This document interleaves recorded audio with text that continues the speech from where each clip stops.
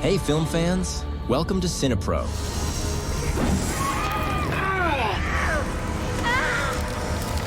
Your ultimate hub for all movie recaps, from heartwarming classics to the latest blockbusters. Our movie begins with Linda, who is staying over at her friend Sarah's house. In front of them is a box containing belongings of Sarah's recently deceased mother. Inside the box, they find a Polaroid camera, a type of camera that takes instant photos. The picture develops immediately and comes out of the camera. Sarah decides she wants to take a picture with it to send to her boyfriend so he can have the only copy. Linda takes Sarah's photo with the camera, and at the moment of the picture, a shadow appears and then disappears instantly. As it's late, Linda leaves and heads home. Later, she goes downstairs to lock her door and hears a sound coming from the camera. When she picks it up, the sound stops. She looks at the photo and sees a shadow standing behind her. Suddenly, the lights go out and she senses movement in the house. She calls out for Linda, thinking she's playing a prank on her. She finds a small ball that has fallen from the attic storage. She climbs the ladder to see who threw it, but she falls off the ladder for no apparent reason and sees a terrifying figure grabbing her hand. She backs away and falls through the opening, but before hitting the ground, she's pulled up and then falls down dead. We then move to Bird, a high school girl who loves photography. She tries to take a photo of her classmate whom she has a crush on.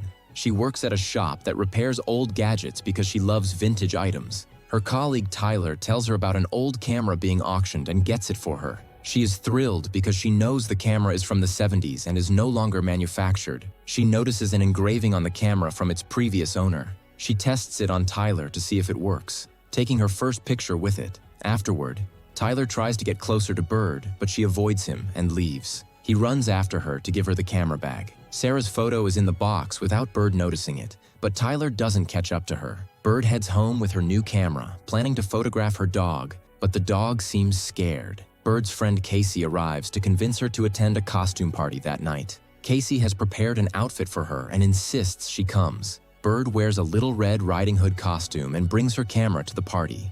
Meanwhile, Tyler is closing the shop and finds photos left by his manager to test on the projector. He discovers a shadow in all the photos. Thinking someone is behind the curtain, he throws it aside but finds no one. He assumes the issue is with the projector. However, the curtain begins to rise on its own, and something attacks Tyler, killing him. Bird arrives at the party and tries to blend in, despite it being out of character for her. The party host, dressed as a witch, asks Bird to draw a tarot card. Bird picks a card symbolizing death, which makes her uneasy. She doesn't know anyone at the party until she sees someone in a scary mask staring at her. It turns out to be her classmate Connor, whom she has a crush on. He notices her camera, and she explains that it's a rare vintage camera she cherishes because of her love for photography. While they're talking, Devin and his girlfriend Mina ask Connor to take a selfie with them. Bird offers to take the photo with her camera. Casey joins them, making it 4 people in the photo. As Bird takes the picture, she sees a dark figure standing behind Connor. She waits for the photo to develop, but it looks normal. The party host Avery notices they've taken a picture without her and grabs Bird's camera to take a selfie.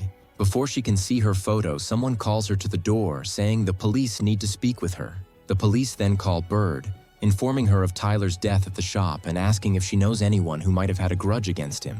Bird's mother picks her up as she cries over Tyler's death. Back in her room, Bird notices the shadow in Tyler's photo has disappeared and moved to Avery's photo. She considers calling Avery to check on her, but decides against it and goes to sleep. That night, Avery is at home cleaning up after the party. She takes everything to the basement and hears footsteps in her house. She searches for the source, even though the party is over. She sees 2 statues by the window in the dark, but notices there are now 3. Suddenly, a terrifying ghost rushes toward her. She tries to escape but falls into a spotlight and collapses. The ghost attacks and kills her. The next morning, Bird wakes up to go to school and gets a call from Casey, who informs her of Avery's death. Avery apparently fell down the basement stairs. Bird rushes to check the photos and sees that the shadow has indeed disappeared from Avery's photo and moved to the group photo, now standing behind Connor. Bird realizes the camera is cursed and is causing these deaths. She tries to destroy it, but a powerful force knocks her down, leaving the camera unharmed.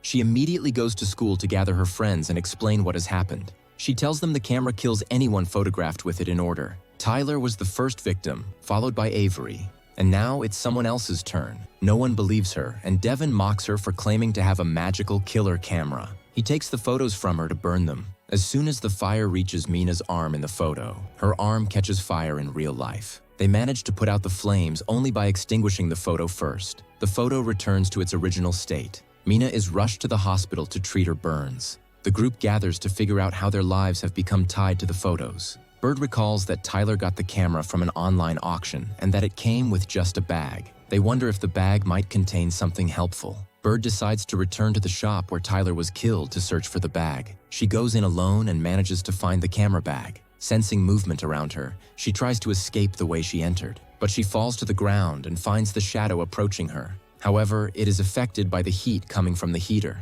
She takes note of what is happening to it and continues escaping from the place. As she is leaving, with the shawl wrapped around her neck, it gets caught on a nail, so she removes it and heads to Connor, who is in his car. She wonders why this ghost is chasing her. Connor tells her, unfortunately, it appeared with them in the same photo, and the reason is that there was a window behind them in the picture. She is exposed to the same danger they are facing. She immediately calls Devin to inform him of what happened. His phone is in Mina's room, so Mina answers and tells her what she saw. She warns them never to be alone. As soon as Mina hangs up, the ghost appears in front of her and kills her. Devin returns to check on her and finds her strangled in front of him. It looks like a suicide. Bird and Connor arrive at the hospital and learn what happened. Devin fights with Bird, blaming her for everything happening to them, saying it's because of her camera. Bird cries and isolates herself in a quiet place. Connor comes to her and tells her it's not her fault, but she insists that she's always the cause of problems. Even her father's death was because she insisted he take a certain road to attend a party she wanted to go to. They had an accident on that road and he died because of her. She says that if he were alive now, he would have looked for a solution to what is happening. She decides there's no time for crying now. She rummages through the camera bag to see everything inside. She finds a paper indicating the camera was evidence in a murder case from 1974.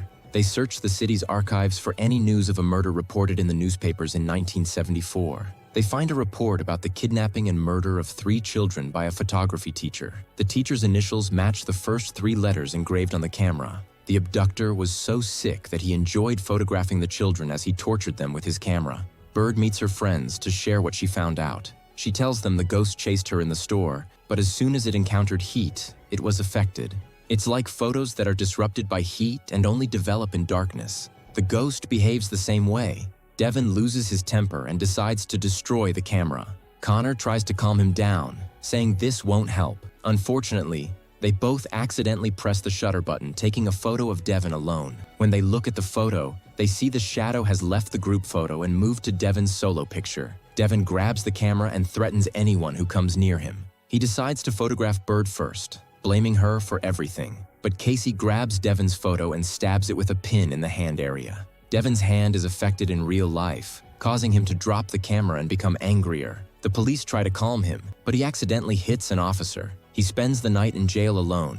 Bird tries to explain what is happening to the sheriff to get Devin out of jail, but of course he doesn't believe them. He dismisses the idea of a ghost living in a camera. He tells them to forget everything they said and stay away from the house where the killer lived. As soon as they leave the station, they head to the killer's house to meet his wife, who changed her name to live in the city. They go to the house, and the woman allows them to talk to her after seeing the camera. She tells them the camera didn't belong to her husband but to her daughter, Rebecca. At the same time, the power goes out at the station, and the ghost appears to kill Devin in his cell. The woman tells them about her daughter, Rebecca, who was a very beautiful and quiet girl. She never liked leaving the house, until she got the camera as a gift. She became very attached to it, taking it everywhere. She faced even more bullying at school because of the camera she always carried. One day, 4 children tricked her into going out with them. They got her drunk, took pictures of her with her camera, and ruined her reputation. The next day, they spread the photos at school, causing her to commit suicide. When her father, the photography teacher, saw the pictures, he made the children suffer, photographing them as he did to his daughter before killing them.